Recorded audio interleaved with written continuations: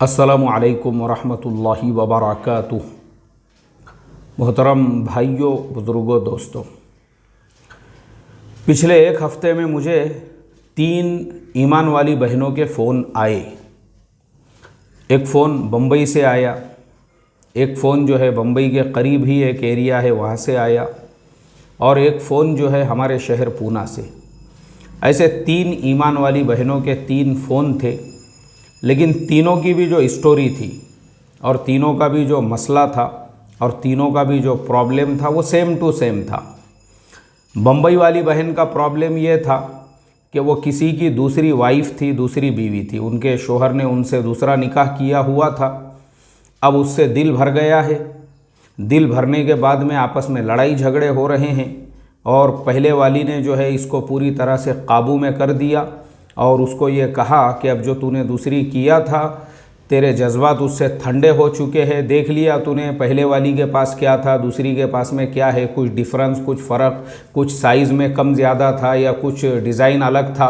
ये सारी चीज़ें तेरी तशफ़ी हो चुकी है, तेरा दिल ठंडा हो चुका है, तो चल अब उसको तलाक दे दे, उसको छोड़ दे। तो अब वो जो हस्बैंड है उसने उसको पूरी तरह से प्रेशराइज़ किया हुआ है कि तू अपने बच्चे वगैरह लेके अलग हो जा और हम दोनों का जमने वाला नहीं है। वो बेचारी ज़हनी तौर पे, मेंटली तौर पे परेशान है, और उसने अपना मसला जो है वो फ़ोन के ऊपर हमको बताया।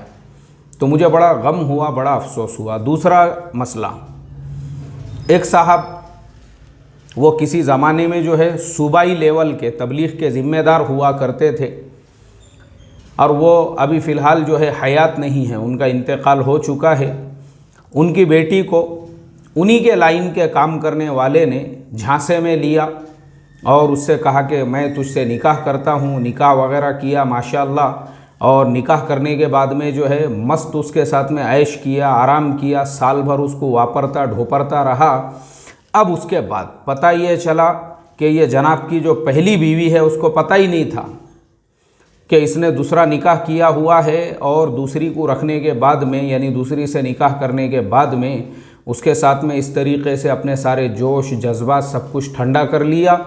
अब उसके बाद जो पहली बीवी को पता चला तो पहली बीवी, उसके माँ बाप, उसके रिश्तेदार, उसके ख़ानदान वाले, उन्होंने सबको जो है अब इसको प्रेशराइज़ करना शुरू किया, और सबने इससे कहा कि भाई तूने जब तेरी पहली बीवी है दूसरा निकाह क्यों किया, और तूने किया है तो चूँकि तुझे उसको तलाक देना पड़ेगा, छोड़ना पड़ेगा, क्योंकि तू हमारे से, तेरा फिर कोई ताल्लुक़, कोई रिलेशन नहीं रहेगा, ना बच्चों से ना बीवी से। अब उनमें आपस में जो भी मसले हुए होंगे उसको दम दाटी भी दी गई, उसको धौंस वगैरह भी दी गई। तो वो जनाब ने जो है ये जो लड़की थी उस लड़की से ये कहा, यानी जो अकाबिर साहब की बेटी थी, जिसको जो है अपने जाल में, अपने चुंगल में, अपने ट्रैप में लिए थे और उसको हसीन ख्वाब दिखाए थे, और उनको जो है हरे हरे बाग बताकर जो उससे दूसरा निकाह किए थे उससे कहा कि देख मेरी लाइफ जो है वो बहुत ज़्यादा भंवर में आ चुकी है और अब मैं तुझे तलाक दे देता हूँ, तो तू एक काम कर, फ़िक्र मत कर, तलाक देने के बाद, तेरी इद्दत होने के बाद मैं ही तेरा किसी ना किसी मेरे पहचान वाले से निकाह करके दे देता हूँ और मैं ख़ुद तेरी आगे की ज़िम्मेदारी लेता हूँ। तीसरे वाक़ये के अंदर एक साहब की ऑलरेडी 3 बीवियाँ थी, और वो जनाब ने जो है चौथी बीवी किए, और चौथी जो बीवी किए उसको मारे, उसको पीटे, और उसको जो है एक साथ में 3 तलाक दे दी, अपनी सारी भड़ास, अपनी सारी हवस, सारी शहवत उतारने के बाद में। अब वो भी परेशान हो गई कि ये जनाब ने मुझे एक ही साथ में जो है 3 तलाक दे दिए, ऐसी हालत में अब मैं क्या करूं। ये जो तीनों केसेस हमारे सामने आए हुए हैं, मुझे तीनों भी वाक़या सुन के बड़ा गम हुआ, बड़ा अफसोस हुआ कि आज हमारे ज़माने में तीनों भी केसेस से बस मैं इतना कहना चाहूँगा कि लोग अपने जुब्बे का, अपने टोपी का, अपने दाढ़ी का, अपने दीनदारी का, और अपने नामों पे जो बड़े बड़े लेबल लगे हुए हैं उनका गलत इस्तेमाल कर रहे हैं। उन लेबलों की बुनियाद पर, उन नामों की बुनियाद पर उम्मत की भोली भाली सीधी सादी बहन बेटियों को अपने जाल में फंसा रहे हैं।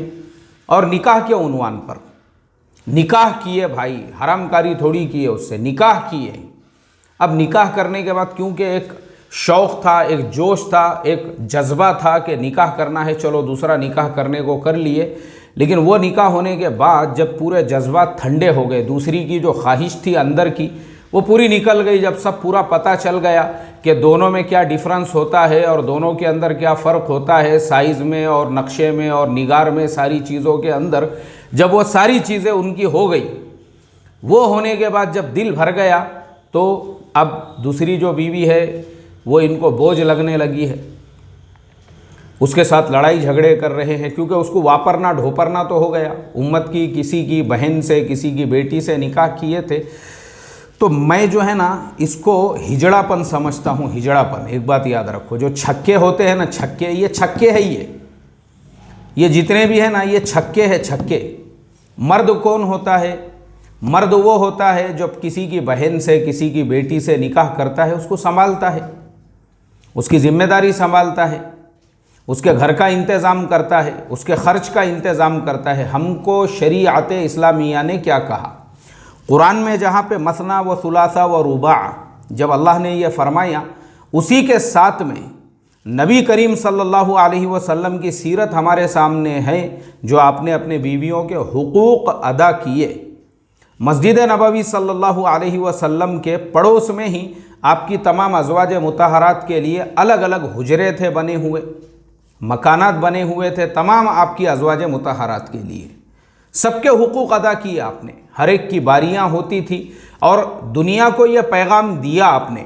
ये सुन्नत भी जो आपने हम लोगों के लिए छोड़ी है, वो सिर्फ हमको ये सिखाने के लिए कि देखो अगर फ्यूचर में तुमको ज़रूरत पड़ती है दूसरी तीसरी बीवी करने की भी, तो उनके हुकूक तुमने कैसे अदा करना चाहिए। मर्द जो होता है, मर्द, हमारे नबी सल्लल्लाहु अलैहि वसल्लम हमको हकीकी मर्द की असली शान बता के चले गए, उसकी असली शान दिखाकर चले गए कि मर्द कौन हो, कैसे होता है, जो एक नहीं बल्कि आपकी तो 11 बीवियां थी, उन तमाम को आपने संभाला, उनके रहने का इंतज़ाम किया, उनके नानो नफ़क़े का इंतज़ाम किया और पूरी दुनिया को यह मैसेज दिया कि रियल जो मर्द होता है, द कंप्लीट मैन, उसकी लाइफ कैसी होती है, उसकी ज़िंदगी कैसे होती है। तो मैं ये समझता हूँ कि जब आप किसी की बहन से, किसी की बेटी से दूसरा निकाह कर रहे हैं, तो पहले अपने जी को चेक करने का, अपनी जो जी है ना उसको चेक करने का, उसमें दम है क्या नहीं है। अगर उसमें दम है बिल्कुल आप कीजिए, शरीयत ने आपको मना नहीं की, ठीक है, नहीं तो क्या है, अल्लाह हिफाजत फरमाए। ये तो छक्के है, छक्के, ये हिजड़े है, ये दूसरी किए और उसके बाद में जो है उसको रखने का अपने अंदर दम नहीं है। पहली वाली जो है गर्दन पे पैर रख के खड़ी हो गई तो दूसरी वाली को तलाक देने तैयार हो गए। ऐसा मत करो रे, उम्मत के बहन बेटियों की ज़िंदगियां मत बर्बाद करो। ये उम्मत की बहन बेटियां जुब्बे, टोपियां, दाढ़ियां देखकर भरोसा कर रही है, तो इस तरीके से उनकी लाइफ के साथ में खिलवाड़ मत करो। जब चौथी करने की तेरी औकात नहीं थी तो क्यों किया रे, और किया था तो संभालना। 3 तलाक एक सांस में दिया, इसी वजह से जो गवर्नमेंट ने जो है 3 तलाक बिल जो पास किया ना, वो ऐसे ही खबीसों और शैतानों की वजह से। गवर्नमेंट ने ऐसे ही नहीं किया, वो ये ऐसे ऐसे खबीस ही है, सारा जी में दम नहीं है, ऐसे छक्कों के चौथा निकाह किया और उसको एक सांस में 3 तलाक दे रहे हैं। अल्लाह हिफाजत फरमाए। अय्याशी, अय्याशी क्या बोलने का अभी, अल्लाह हिफाजत फरमाए।